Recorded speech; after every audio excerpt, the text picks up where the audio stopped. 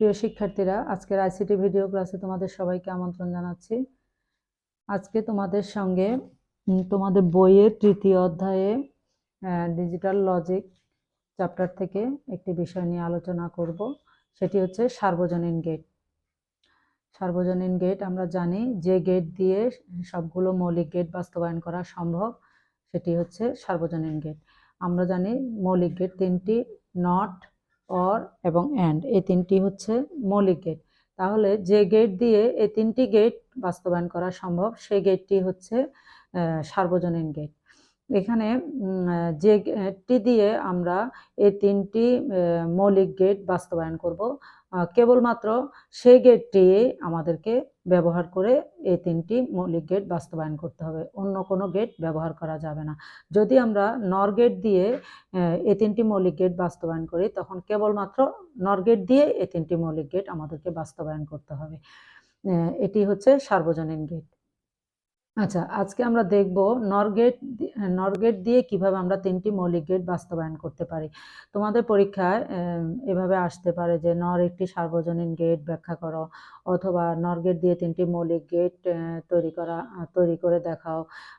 বিভিন্নভাবে আসতে পারে। তোমরা আজকে যে ক্লাসটি দেখাবো এই ক্লাসটি দিয়ে তোমরা যেভাবে আসুক, যদি সার্বজনীন গেট এটা নিয়ে যেভাবে প্রশ্নে আসুক তোমরা উত্তর করতে পারবে আশা করি।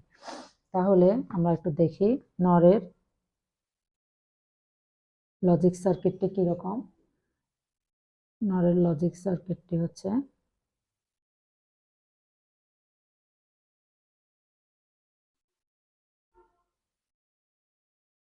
এ এবং বি দুটো ইনপুট দিলে আমরা এখানে কি পাবো? আমরা এখানে পাবো, আউটপুটে পাবো এ প্লাস বি হোল বার, আমরা এরকম পাবো। তাহলে নটের ক্ষেত্রে আমরা নট গেট দিয়ে কিভাবে নট বাস্তবায়ন করতে হয় প্রথমে সেটি দেখব। তাহলে নটের ক্ষেত্রে আমরা জানি আমরা একটি ইনপুট এ দিলে আমরা এখানে কি পাবো? এ বার পাবো। তাহলে আমরা কি পেলাম? নটে এ বার। তাহলে আমাদের এখানে কি দরকার? আমাদের এখানে অর লাগবে এবং বার আছে, আমাদের অর লাগবে। তাহলে আমরা যদি এভাবে লিখি, যেহেতু আমরা জানি যে এ প্লাস এ সমান এ, এভাবে লেখা যায়। তাহলে আমরা যদি এখানে এভাবে লিখি এ প্লাস এ বার, এটা লিখলো এ বার, তাহলে আমাদের অরও আসলো, হোল বারও আসলো। হ্যাঁ, তাহলে আমরা এখন এটার যদি আমরা লজিক সার্কিটটি আঁকি তাহলে কিভাবে হয় দেখো।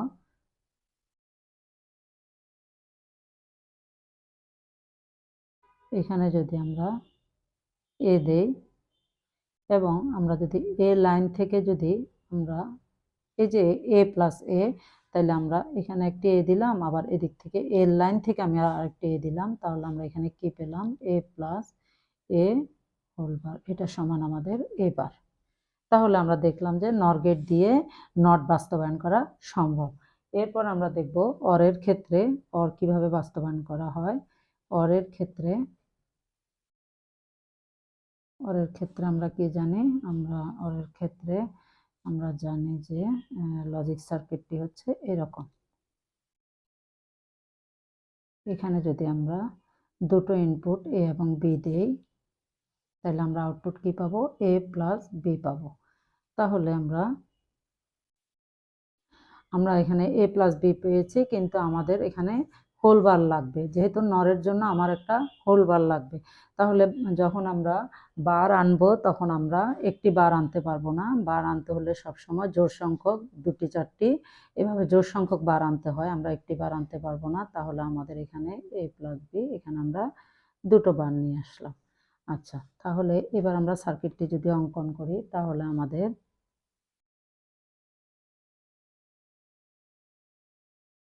এভাবে দিয়ে আমরা দুটো ইনপুট দিলাম এ এবং বি, তাহলে এখানে আমরা কি পাবো?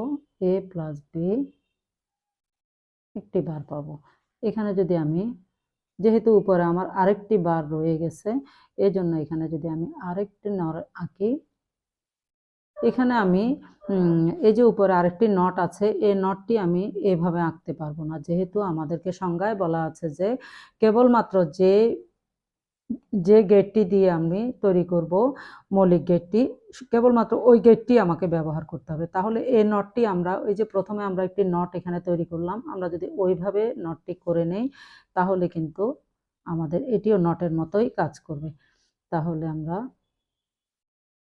এখান থেকে যদি আমরা এবি ইনপুট দিলাম, আবার আমরা এখানে আরেকটি এবি লাইন থেকে আরেকটি লাইন টেনে দিলাম, তাহলে আমরা এখানে কি পেলাম? আমরা এখানে পেলাম এ প্লাস বি, দুটো বার পেলাম। তাহলে এ প্লাস বি, এই যে ডবল বার, এটা আমরা কোথা থেকে পেলাম? এ প্লাস বি, তাহলে এটা সমান এ প্লাস বি। তাহলে আমরা অর বাস্তবায়ন করতে পারি, আমরা নরের মাধ্যমে অর বাস্তবায়ন করা সম্ভব। তাহলে এরপর আমরা দেখব অ্যান্ডের ক্ষেত্রে। অ্যান্ডের ক্ষেত্রে আমরা জানি সার্কিটটি হচ্ছে দুটো ইনপুট নিলে, এ এবং বি নিলে আমরা আউটপুট কি পাবো?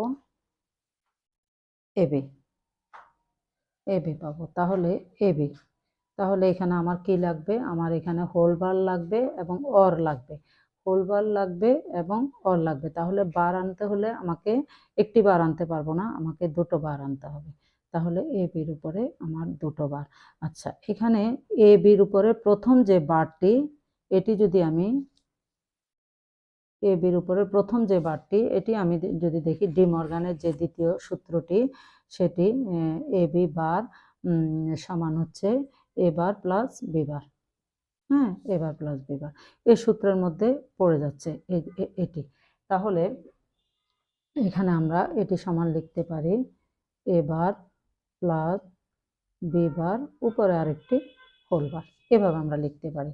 এবার যদি আমরা সার্কিটটি অঙ্কন করি তাহলে দেখো,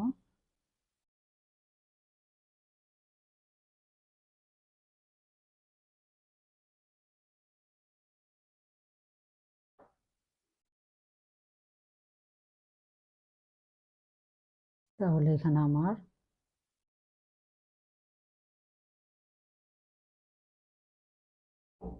এখানে আমি কি পেলাম? এ বার পেলাম।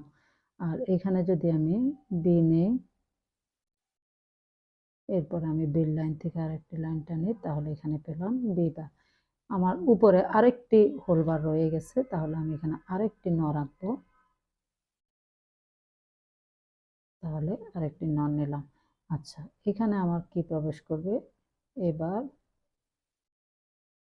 প্লাস বি বার। তাহলে এখানে আমি কি পেলাম? এ বার প্লাস বি বার। আর পরে এই যে এর নর গেটটির কারণে আমি এখানে আরেকটি হোল বার পেলাম। আর এটি কোত্থেকে আসলো? এটি সমান হচ্ছে এবি, এবি। তাহলে আমরা কি দেখলাম? যে নর একটি সার্বজনীন গেট, যেহেতু নর গেট দিয়ে আমরা তিনটি মৌলিক গেটই বাস্তবায়ন করতে পারি, তাহলে নর একটি সার্বজনীন গেট। ঠিক আছে, আজকের ক্লাসটি তাহলে এই পর্যন্তই।